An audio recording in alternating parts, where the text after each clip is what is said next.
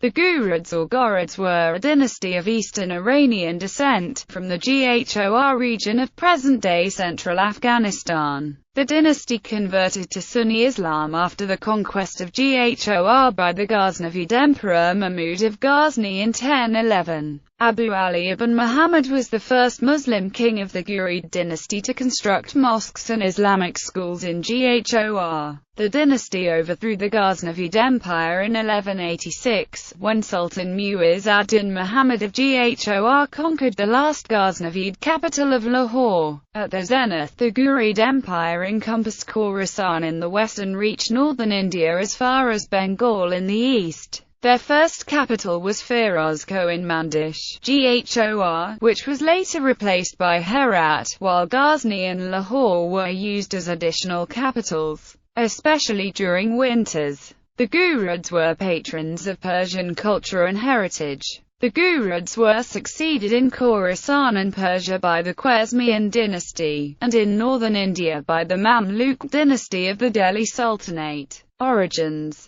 In the 19th century, some European scholars, such as Mount Stuart Elphinstone, favored the idea that the Ghurid dynasty relate to today's Pashtun people, but this is generally rejected by modern scholarship, and, as explained by Morgenstern in the Encyclopedia of Islam, is for various reasons very improbable. Instead, the consensus in modern scholarship holds that the dynasty was most likely of Tajik origin. Bosworth further points out that the actual name of the Ghurid family, Ali Sansab, is the Arabic pronunciation of the originally Middle Persian name Wisnasp, hinting at a Persian origin. The Ghuristan region remained primarily populated by Hindus and Buddhists till the 12th century. It was then Islamized and gave rise to the Ghurids. The rise to power of the Ghurids at Ghur, a small isolated area located in the mountain vastness between the Ghaznavid Empire and the Seljukids, was an unusual and unexpected development. The area was so remote that till the 11th century, it had remained a Hindu enclave surrounded by Muslim principalities. It was converted to Islam in the early part of the 12th century after Mahmud raided it,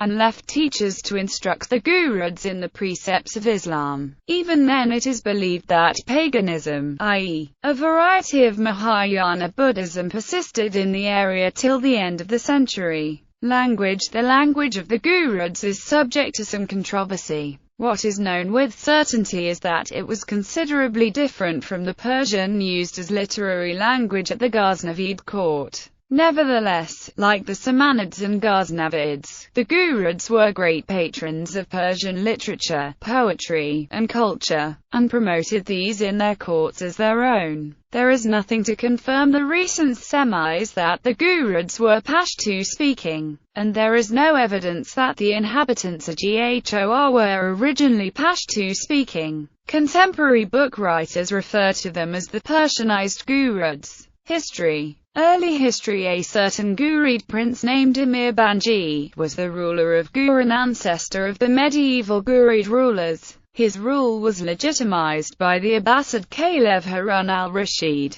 Before the mid-12th century, the Ghurids had been bound to the Ghaznavids and Seljuks for about 150 years. Beginning in the mid-12th century, Ghor expressed its independence from the Ghaznavid Empire. In 1149, the Ghaznavid ruler Bahram Shah of Ghazna poisoned a local Ghurid leader, Qutb al-Din Muhammad, who had taken refuge in the city of Ghazni after having a quarrel with his brother Saif al-Din Suri. In revenge, Saif marched towards Ghazni and defeated Bahram Shah. However, one later year, Bahram returned and scored a decisive victory against Saif, who was shortly captured and crucified at Pul-i-Yaktak. Ala al-Din Hussein, one of the youngest of Saif's brothers and newly crowned Ghurid king, also set out to avenge the death of his two brothers. He managed to defeat Bahram Shah, and then had Ghazna sacked and burned and put the city into fire for 7 days and 7 nights. It earned him the title of Jahansuz, meaning the world burner. The Ghaznavids retook the city with Seljuk help but lost it to Oghuz Turks. In 1152, Ala al-Din Hussein refused to pay tribute to the Seljuks and instead marched an army from Firozkoh but was defeated and captured at Nab by Sultan Ahmed Sunja. Ala al-Din Hussein remained a prisoner for 2 years, until he was released in return for a heavy ransom to the Seljuks. Meanwhile, a rival of Ala al-Din named Hussein ibn Nazir al-Din Muhammad al-Madini had seized Firozkoh, but was murdered at the right moment when Ala al-Din returned to reclaim in his ancestral domain. Ala al-Din spent the rest of his reign in expanding the domains of his kingdom. He managed to conquer Gurkistan, Tukharistan, and Bamiyan, and later gave Bamiyan and Tukharistan to Fakhr al-Din Masood, starting the Bamiyan branch of the Ghurids. Ala al-Din died in 1161, and was succeeded by his son Saif al-Din Muhammad, who shortly died 2 years later in a battle. The Ghurids at their zenith. Saif al-Din Muhammad was succeeded by his cousin Ghiyath al-Din Muhammad, who was the son of Baha al-Din Samai, and proved himself to be a capable king. Right after Ghiyath's ascension, he, with the aid of his loyal brother Mu'izz al-Din Muhammad, killed a rival Ghurid chief named Abul Abbas.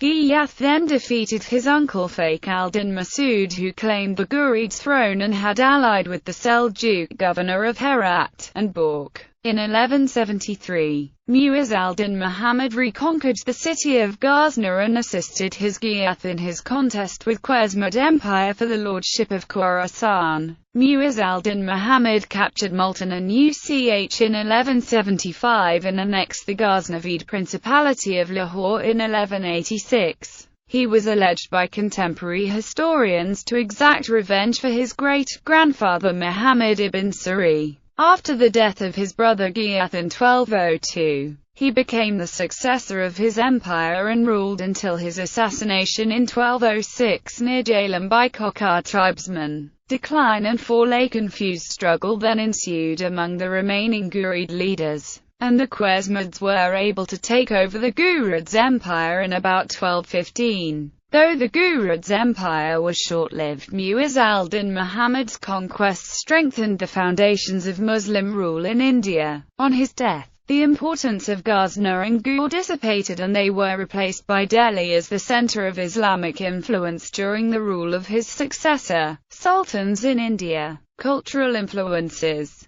The Ghurids were great patrons of Persian culture and literature and lay the basis for a Persianized state in India. They also transferred Iranian architecture of their native land to India, of which several great examples have been preserved to this date.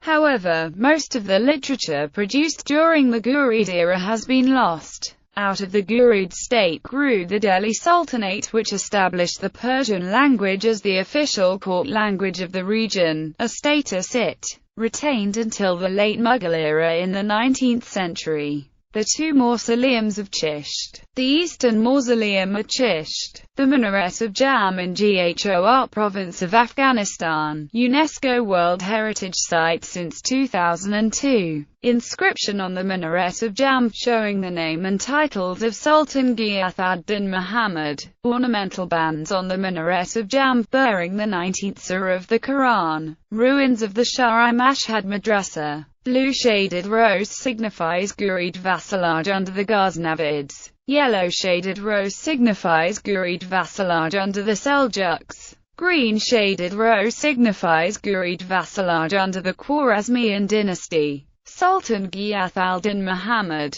Sultan Mu'izz al-Din Muhammad. Bamiyan branch. Green shaded rose signifies Ghurid vassalage under the Khwarezmian dynasty. Ghurid family tree.